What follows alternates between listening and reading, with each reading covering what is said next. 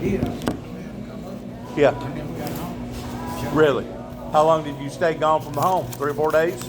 A week? No, a whole week. A whole week? Almost 2 weeks. Before you could finally get back? Yeah. Never slept. Never slept. What was that? Was that some sort of like an antenna thing that went up? Are you talking about? The tower goes straight up. Like I said. The base of it's probably what, 6 foot? Yes, it's spread it out. 6 by 6 foot? Yeah. Wires that big, and then all that ice got on about that big round, and the weight came down on the wires, snapped and put that water. And it just could not hold it. No. And it wound up in the Kentucky Lake. That's right. Sure did. See, I didn't know that. That was in 2009. Yeah. Then we had all the gold and stuff we had. All the what? Light poles that we had up. Yeah. Snapping like two. Oh yeah, it was snapping them like I don't know what. We had 2 guys. One came out of town and he got killed. He did. Yeah, he did, man. Yeah. Had a transformer on the pole, Yeah. and he was standing under the pole, Yeah. and the transformer came off on both of them and fell straight on his head, man. 300 pounds, man. They didn't have a chance. They didn't have a chance. I don't know, but have you ever cut frozen wood whenever it was Yes. cold like that? Yes. Yes. Did you know that wood don't respond and react the same whenever it's frozen as it does in the natural form? In other words, you just sitting there sawing, and all of a sudden you daggum saw liable to wind up, kick back on you, or try to cut you in half or something. You know what I'm saying? Yeah. And dull a blade pretty quick. I mean, it's just sawing frozen material is not like sawing unfrozen material. Pole freezing with the ice on the pole. You got to down into the ice on the pole. Put the big round around the side, got to find that ice on that pole. You do. Yes, you do. If you go the other way around, you ain't going to be down. So what company did you work for up West there? Kentucky Electric. Okay. Sure did. Okay. And I went to Grace County Sheriff Department, both jobs. Sure did. Get out 4:30, go home, get a shower. Well, you remember whenever that barge hit that bridge over there at Aurora Yeah. and brought the section of that bridge down? Sure do. Sure do. What happened on that deal? I don't. Old boy just fall asleep or I what? don't know what happened. Drinking? They tested it. He sure did. Was he drinking? I don't think he was. Yeah, he hit that bridge. He sure did. Yeah. He knocked that whole thing down. Yes, I he guess did. those people over in LBL, they played hell for over a year. They couldn't get nowhere. They couldn't get nowhere. They had to go all the way around. Yeah.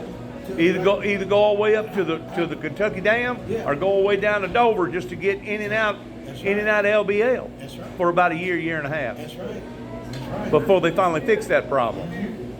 Yeah, he went over it, man. He sure did. Now, can I tell you something? Go ahead.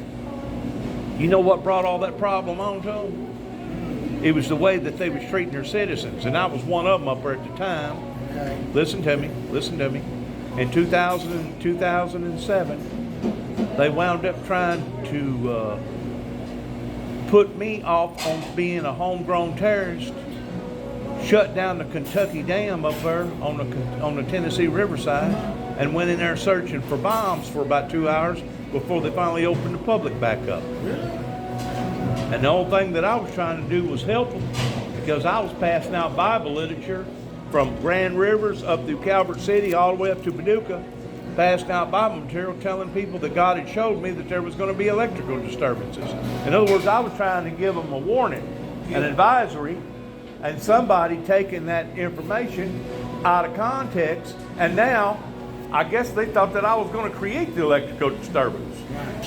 So here they impound me. They arrest me in Paducah, impound my truck. Here I am being interviewed, or interrogated, not interviewed, interrogated by some high uppity up. Once they figure out that I hadn't done nothing and wasn't aiming to do nothing, then they get a state trooper to send me to Four Rivers Behavior Center there in Mayfield, Kentucky. By this time, it's already 11 o'clock at night. We got to wait almost an hour for the nurse. By the time the nurse gets there, all right, and interviews me, it's already 2:30, and she says, she looks at me, she said, Mr. Jackson, they need to let you go. She said, you ain't done nothing. She said, they need to let you go. Well, they already done impounded my truck over there at the state trooper's office. So the state troopers are like, what are we gonna do with this cat? Well, I didn't want to get a hotel there in Mayfield because I didn't know where my truck was other than it being impounded there at the state trooper's office. So they take me back to Paducah, drop me off in a Dagum cemetery. I stay the rest of the night being ate up by mosquitoes. Got webs all over, all kinds of webs where the mosquitoes was eating me alive. Finally that morning I start walking back up, what is that, post on 45? Yeah, post 45 or whatever it is. I got lucky, some old boy was, post 1, some old boy was working in Goodyear at up here in Union City that lived in Paducah, driving a Cadillac. He pulled over, he gave me a ride. Let me out. Had to wait about an hour and a half for the police station to ever open up. Talked to the captain. He said, we can't give you your truck. I go, why can't you? There wasn't no orders coming from the doctor, the medical team. I go, y'all never did even so much as write me out a ticket. I go, y'all made a mistake here. I go, I want my truck. Well, let me make some telephone calls and see what's going on. So I had to sit in the lobby for another hour and a half. Around 12 o'clock, he motions for me to come up there. I go, okay, can I get my truck? He said, I found out something. I got good news and bad news. You can get your truck, but it's going to cost you $189 for a toll bill. And I thought to myself, my God, you got to be kidding me. But this ain't the end of the story. This ain't the end of the story. All right? I done already got kicked out of LBL because they were trying to promote me as me being a bad guy. It was the people in LBL that got all that started about me being a homegrown terrorist going to blow up the dam, right? So I leave LBL over into the Aurora side. I'm over by Aurora, and I'm camping out over there in a private area because they didn't charge me but like $60 for a 30-day stay, and they had hot and cold water and a bathroom. Pretty clean bathroom. And $60, even though I was camping primitive, ain't a bad deal. So I've done been kicked out of LBL about a week and a half. This event happened in Paducah. About a week later, I've already got my PJs on, and all of a sudden, I thought that I had just laid down in a little red tent. You know how it is at night. You don't cool off until about 11, 12 o'clock, so you ain't no need of even laying down because all you're going to do is lay there and sweat. But I thought that I was imagining something pertaining to close encounters of the third kind. All of a sudden, here come this light. All of a sudden, here come this light. 2 lights. All of a sudden, here come these 2 lights. When it was all said and done with, they lit up that whole campsite, and I was the only one camping there. I get out. There's 2 state troopers, 2 deputies from Murray, Kentucky. Fish and wildlife too, wasn't it? Fish and wildlife there. TVA's there, and a supervisor for the state trooper office. Altogether, there was 7 or 8 different vehicles, and I think there was somebody there from the FBI. Fish and wildlife. There were 7 or 8 vehicles that was constantly with their lights on, and mosquitoes. You talk about the mosquitoes with all those lights. My God, they just come out of the woodwork on top of you. And here I am swatting mosquitoes. I'm sweating. I'm in my PJs, and the guy's asking me, "Are you sure you ain't gonna blow up the dam? Are you sure you ain't gonna blow up the dam?" I said, "Man, you check everything I got in here." I said, "I don't even have a book of matches. Don't even have a book of matches. Where are y'all coming up with this ideal?" They thought you were gonna blow them up, did it? You know what happened about 2 years later? That ice storm hit. Yeah. You know what happened about 2 years after that? They wound up with a nice, pretty bridge on the other side of the Kentucky Dam. Yeah. I was being used, listen to me, I was being used as a pawn so that they could get appropriated funds to build their $400 million bridge just on the other side of the dam. They was using me for an excuse to go to the senators up there in Frankfurt to get the money. You can't tell me that they won't ruin you. That's right. They really believe that. And you know, can't do anything.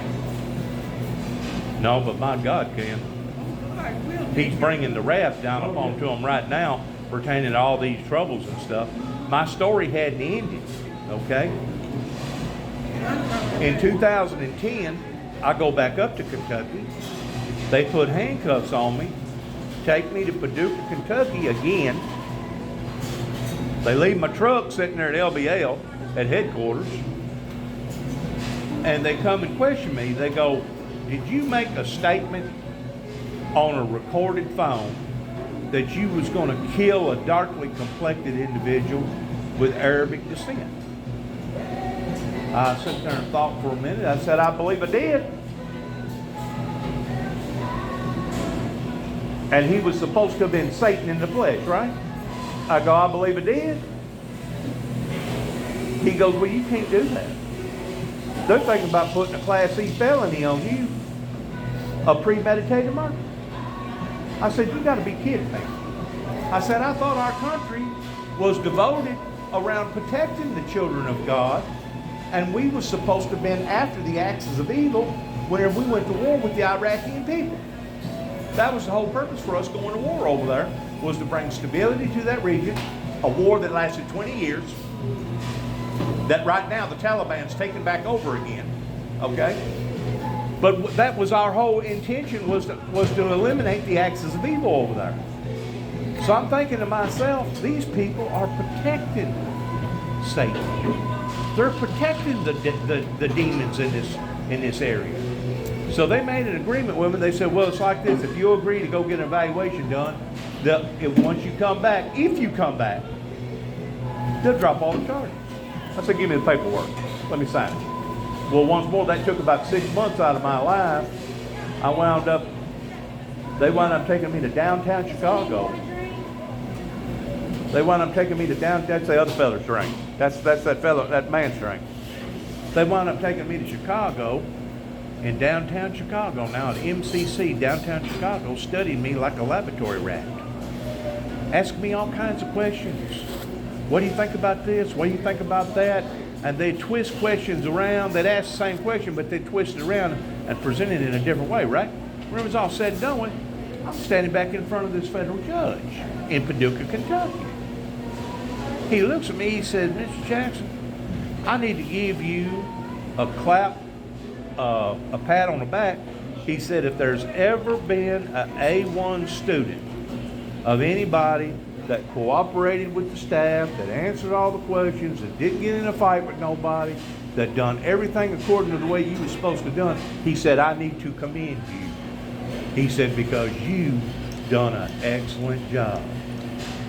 I go, "Okay, what about our agreement? You gonna drop the charges?" He didn't want to, but he did. But he put me on a 2-year probation. He said, "Whatever you do, don't ride, don't drive, don't send a memo, don't mail a letter, don't send electronic digital email to none of them people at Burn Land Between the Lakes." And I done just exactly that. This is after they done took 6 months out of my life, going all the way to Chicago, being studied like a rat. Make sure I had both my oars in the water. So I waited and waited. In the meantime, I had to take care of some more stuff. I waited till the 2 years was over with. Made a telephone call to Land Between the Lakes. I told them, I go, "What y'all done to me was wrong." I go, "I apologize for the misunderstanding." I go, "But I'm going to make this publicly known towards what y'all done to me." Hung the phone up, and that was the end of it. Didn't say nothing else. I knew it was being recorded. About 90 days later, I made one more other telephone call to the forest ranger up there by the name of Gary Hawkins, basically saying the exact same thing. "What y'all done was wrong. I apologize for the misunderstanding." Because you can't, if you threaten anybody, they're going to come at you. Or if you're in violation of probation, they're going to come at you. I wasn't neither. You know what they done to me? They put 2 federal warrants for my arrest. Stalking in the first degree. And went all the way to Oklahoma City, Oklahoma, after I'd rented out a 3-bedroom house, making $2,000 a week, doing auto body work, working on cars. went down there and arrested me and drug me all the way back to Trigg County, Cadiz, Kentucky. Now I'm standing in front of a state judge, a judge by the name of Woodall. Judge Woodall. I'm standing in front of Judge Woodall. I'm serious. This all happened. My public defender comes down there and she goes, well, Mr. Jackson, they think there's something wrong with you. I go, well, according to the study in MCC in downtown Chicago, listen to this. Yes. I go, according to the study up there in downtown Chicago, I go, the federal judge commended me. Said I done an excellent job. I said, Four Rivers behavior center said that I hadn't done nothing wrong and that y'all need to let me go. I go, I ain't volunteering to go to no state hospital and be studied. Well, she left and come back about 15 minutes later. She said, well, it don't matter what you think or what you want. They're putting out an order for you to go get psychiatric evaluated up in LaGrange, Kentucky. And I thought to myself, my God. I mean, it's funny in a way, but I mean, if this was going on in your life, it wouldn't be funny. Because here I had a brand new, I had a truck worth probably $15,000. I had $50,000 worth of tools. I had all my furniture, all my records in Oklahoma. I just got through renting out a 3-bedroom house, put $2,500 because you got to pay a month ahead and a month after. Like you got to put like 3 months down to rent out a house in Oklahoma. I was making good money. I was paying taxes. I was obeying the law. I bet the woman said he didn't go to Western State. They sent me to LaGrange, Kentucky. Listen to this. LaGrange, Kentucky. Up on the other side of Lexington, Kentucky. I mean, way up there on the very top end of Kentucky. I think it was on the other side of... I used to take a lot of them to Western State. I think it was on the other side of Florence, Kentucky. Florence, Kentucky, where you go over into Cincinnati. Mm-hmm. It's on the other side of Florence, Kentucky, where I'm talking about LaGrange. It's way up there, almost in Pennsylvania. It's way up there. It's way up there. Have you ever been up in there? All the time. Take prisoners up there. Do you take state prisoners up I there? went to church, but I take the grain. Yeah. Yeah. Yes, I did. Okay. The first. And the time is different too. Right. Right. Well, the first thing they do, they put you on lockdown because they don't know how you're going to react for the first 24, 48 hours. So, doctor comes in there. I still got the same clothes on now that I was making $2,000 a week. You can still smell the Bondo in my clothing. Doctor walks in there, looks at me, takes about 5 minutes of my time and his time, and says, well, I think there's something wrong with you. I think you're hallucinating and you're delusional, and I'm gonna order for this drug for you to be put on this drug. I said, I ain't taking no daggum drug. I said, what I need is for y'all to release me so I can go back to Oklahoma and start making the good money that I was making. I said, I'm still wearing the same clothing that I was wearing whenever y'all arrested me. Well, it don't matter what you want, you're gonna take the drug. I said, I ain't taking it. He said, do what? I said, I ain't taking your drug. He called my bluff. He said, you wait just about 3 days. He said, I'll show you who's the boss here. And sure enough, about 3 days later, he come back with a stack of paperwork about that thick that Judge Woodall in Cadiz, Kentucky had signed, saying, give him the drug even if you have to lay him down, lock him down, and intravenously give it to him by shoving it up as you know what. Well, whenever that occurred, I know then that there's nothing I can do. My hands is tied. I'm going to have to take this drug. Either that or they're going to lay me down on the bed and they're going to intravenously give it to me. So I took the drug for about 3 months, which was Risperdal. The name of the drug was Risperdal. I guess it had something to do with psychiatric drugs. In the meantime, I jumped from 220 to 330 pounds, just like that. Just like that. You kept gaining, didn't you? Within a 3-week period. You kept gaining that weight too, didn't you? Yes, sir. I'm still gaining the weight. Yeah. I still haven't stopped yet. It done something to my metabolism. Even though I wanted on it but about 3 months, it done something to my metabolism, and the drug, come to find out, the drug has been taken off the market because they have been sued, the manufacturer been sued because it causes obesity and breast enhancement. What you gonna do is find one of the lawyers that, they've got them lawyers that come on TV so often talk about certain drugs and that they've taken off the market, and they have also Well, you know the drug companies for some of that stuff. yeah. Well, you know the drug. You know the drug that make OxyContin people that has bad teeth, and dentists give them that pain medicine. They've been sued for, I guess, trillions of dollars. Trillions. Because they have proven that that pharmaceutical organization helps to make people be hooked on drugs all over America. Y'all remember the big lawsuit? I don't forgot the name. Yeah, it was all over TV. Matter of fact, I think they've just now come to a final agreement on it. But you know what? You know what my attorneys tell me? Whenever I call an attorney and I question them about it, as soon as I tell them that it was ordered by a judge, they said, "You don't have a case." Even if it does something to you. That's what I'm thinking. I mean, if the drug manufacturer has been sued, how come I can't go back and sue Judge Woodall in the county, in Trigg County in Kentucky? Because they've already done 2 evals on me before they done the 3rd eval, and all 2 evals was A-OK. Well, if you keep sending somebody to doctors, eventually you're going to find a bad apple in the bunch. You're going to find a quack doctor that's probably working for the state, that's probably doing favors for the state, and somebody probably told him, now we want to be sure that this one right here gets the whole 9 yards. Here they had done went all the way to Oklahoma I'm sorry. and ruined my life with the people in the state of Kentucky. Oh, is she? Well, I appreciate you apologizing, but if it was coming from a judge, it'd be more acceptable. But I guarantee, but I guarantee you, if I was to go back to Trigg County and try to hunt down either Mr. Hawkins or Judge Woodall, they'd probably have me thrown back in jail again for stalking or something, or trespassing or something. I would go around in Kentucky. I wouldn't even go through Kentucky. That's what I was telling you a while ago. I'd rather get caught in Tennessee with a broken back than to be caught in Kentucky. I meant that. Those people literally tried to ruin my life. And no disrespect, because I'm sure you was just doing your job over there. What county did you say you was in? Mayfield, Graves County. Graves County. Yeah, I'm sure you was just doing your job, but you know how sneaky that they can be. Oh yeah.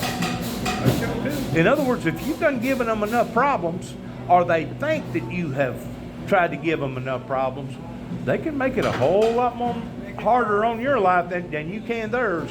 See, most of the time when you send that about, and they gave you a ride and put you out in the graveyard. See, they already done talk. So shit, get him, put him out, man. Let him find him away.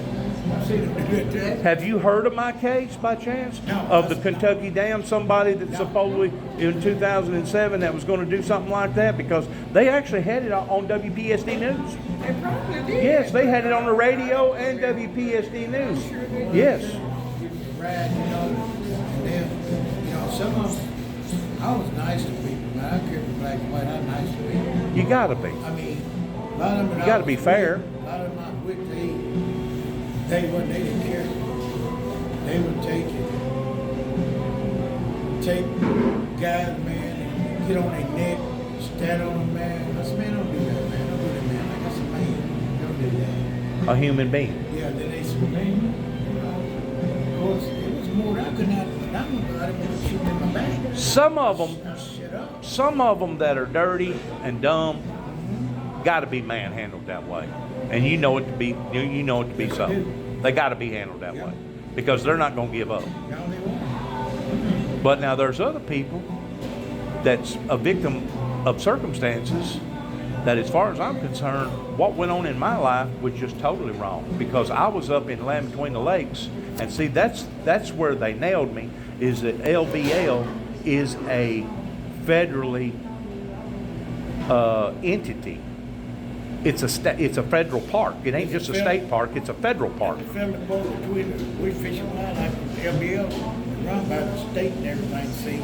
And then they got those lawmen up there and stuff. The Forestry Division took it over in 2000. See, it was being run at first by TVA. That's right. But TVA gave it up in 2000. Since the Federal Forestry Division got a hold of it, they have ruined the welcoming in the line between the lakes. And I ain't the first one to hear you. I mean, you can go online and you can look up people's testimonies about what went on in Land Between the Lakes, and you'll see testimony where people's been. I mean, they'll charge you $500 for cutting down a dandelion. Stupid stuff. You know what? $500. Why are you charging me $500? Well, because it's a federal park, and we done told you got signs up there where don't cut down nothing down. Or if you drop a piece of paper, they can charge whatever they want to charge. Gotta have the right fish too. You got the wrong fish, they'll find you. Fishing, you got the wrong fish, they'll find you too. Sure will. Take your fish and find you $500. Well, now on That's LBA. yeah, on the Cumberland side, Cumberland River side, I was told that the Corps of Engineers are in control of that body of water over there. But the people that's in control of the body of water right there in Kentucky Lake, that's all being run by basically Land Between the Lakes. It's a federally entity, and that's what gave the long arm of the law, the long arm, towards going all the way out to Oklahoma and nabbing me up for 2 federal charges. One, there was two accounts, 1 to 5 years each account. Now, if it had been any other circumstance, at the very most, it'd have been telephone harassment. Yeah. Telephone harassment. But you can't even deem it towards it being telephone harassment, because one telephone call was made of the separation of almost 90 days. Right. And there was only 2 telephone calls made. So how can you even pronounce it as it being telephone harassment? I know. They broke their own laws and just to come after me and ruin me. And look what they've done to me. And guess what? At the age of 19, I used to hang steel. I fell off a 4-story building. I crushed both my ankles in about 25 pieces apiece. Crushed both my legs in about 25 pieces apiece. Crushed 3 vertebrae, ruptured 2 discs, and broke both arms. Laid in hospital 6 weeks, 3 days, flat on my back in Jackson, Tennessee. So now I've got an injury on top of old injuries. Here I am carrying around 350-pound weight on 2 bad ankles. They wanted me to suffer. Yeah. And you have, I'm sure. Yeah. They wanted me to suffer. Have a good night, man. You too, man. You take care of yourself, dude. Yes, sir. All right. Good talking to y'all. Yeah, take care of yourself.